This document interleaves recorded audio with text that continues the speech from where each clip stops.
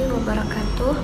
Perkenalkan, nama saya Siti Fatimah, salah satu mahasiswi dari Universitas Muhammadiyah Makassar, Fakultas Ekonomi dan Bisnis, jurusan akuntansi, kelas akuntansi 19C. Dalam video kali ini, saya akan menjelaskan salah satu materi dari mata kuliah Auditing 1 yang berjudul Pemeriksaan Persediaan. Baiklah, dalam video ini saya akan menjelaskan 3 pokok inti bahasan dalam materi pemeriksaan persediaan.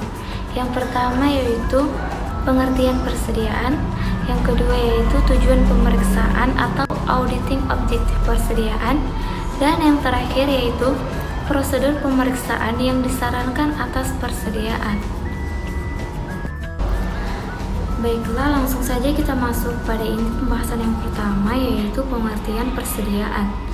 Pengertian persediaan menurut Standar Akuntansi Keuangan atau PSAK nomor 14, halaman 14.2 sampai dengan halaman 14.2 IAI tahun 2015, persediaan adalah aset yang bersedia untuk dijual dalam kegiatan usaha biasa, dalam proses produksi untuk penjualan tersebut, atau dalam bentuk bahan atau perlengkapan untuk digunakan dalam proses atau pembelian jasa.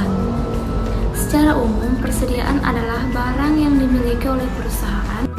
Persediaan atau inventoris dikategorikan sebagai barang dagangan yang dimiliki dan disimpan untuk dijual kepada pelanggan atau customer.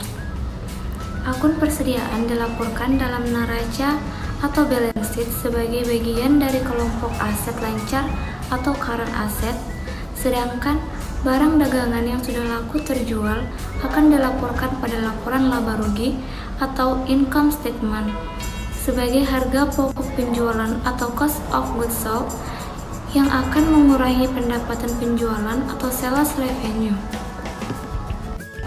Selanjutnya yaitu sifat-sifat persediaan. Persediaan mempunyai sifat-sifat sebagai berikut. Yang pertama, yaitu biasanya merupakan aset lancar karena masa perputarannya biasanya kurang atau sama dengan 1 tahun. Yang kedua, merupakan jumlah yang besar, terutama dalam perusahaan dagang dan industri. Yang ketiga, mempunyai pengaruh yang besar terhadap posisi keuangan atau neraca dan perhitungan laba rugi, karena kesalahan dalam menentukan persediaan pada akhir periode akan mengakibatkan kesalahan dalam jumlah aset lancar dan total aset. Pokok pembahasan yang kedua yaitu tujuan pemeriksaan atau audit objektif persediaan. Adapun tujuan pemeriksaan yang pertama yaitu untuk memeriksa apakah terdapat nilai kontrol yang cukup baik atas persediaan.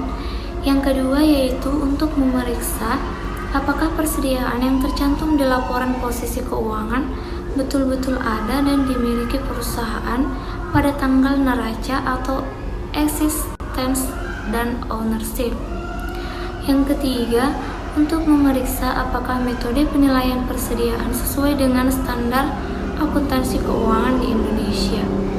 Yang keempat, untuk memeriksa apakah sistem pencatatan persediaan sesuai dengan standar akuntansi keuangan di Indonesia. Selanjutnya, untuk memeriksa apakah terdapat barang yang rusak atau defektif, bergerak lambat atau slow moving, dan ketinggalan mode sudah dibuatkan allowance yang cukup atau valuation.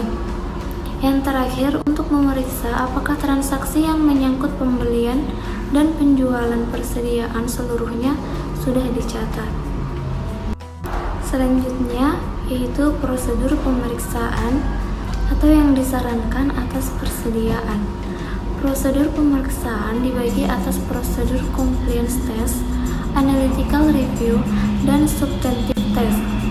Dalam praktiknya, prosedur pemeriksaan yang dibahas di sini harus disesuaikan dengan kondisi perusahaan yang diaudit.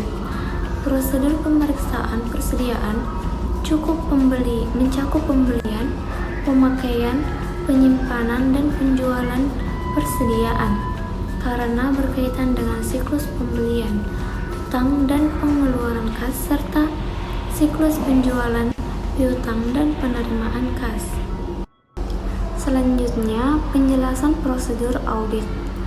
Lakukan observasi atas stock of name yang dilakukan klien. Stock of name dilakukan terutama untuk persediaan yang berada di gudang perusahaan, untuk barang consignment out, dan barang-barang yang tersimpan di public warehouse. Jika jumlahnya material, harus dilakukan stock of name. Jika tidak material, cukup dikirim konfirmasi. Stock of name bisa dilakukan pada akhir tahun atau beberapa waktu sebelum atau sesudah akhir tahun. Untuk perusahaan yang internal kontrolnya lemah, stock of name sebaiknya dilakukan pada tanggal laporan posisi keuangan atau neraca. Untuk perusahaan yang internal kontrolnya baik, stock of name bisa dilakukan beberapa waktu sebelum atau sesudah tanggal neraca. Namun demikian, sebaiknya tidak terlalu jauh dari tanggal neraca untuk memudahkan auditor pada waktu melakukan trace backward atau trace forward atau rekonsiliasi saldo persediaan pada tanggal stock of name dengan pertanggal neraca.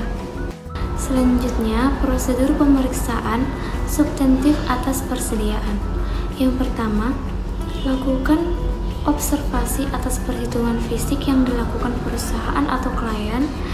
Yang kedua, minta final. Selanjutnya, persediaan substantif atas persediaan. Yang pertama, lakukan observasi atas perhitungan fisik yang dilakukan perusahaan atau klien. Yang kedua, minta final inventory list dan lakukan prosedur pemeriksaan pada cek mathematical accuracy, cocokan quantity per book, cocokan quantity per count, dan cocokan total value. Ketiga, kirimkan konfirmasi untuk persediaan consignment out. Yang keempat, periksa unit price dari bahan baku, barang dalam proses, barang jadi, dan barang pembantu. Selanjutnya, lakukan rekonsiliasi jika stock of name dilakukan beberapa waktu sebelum atau sesudah tanggal laporan posisi keuangan.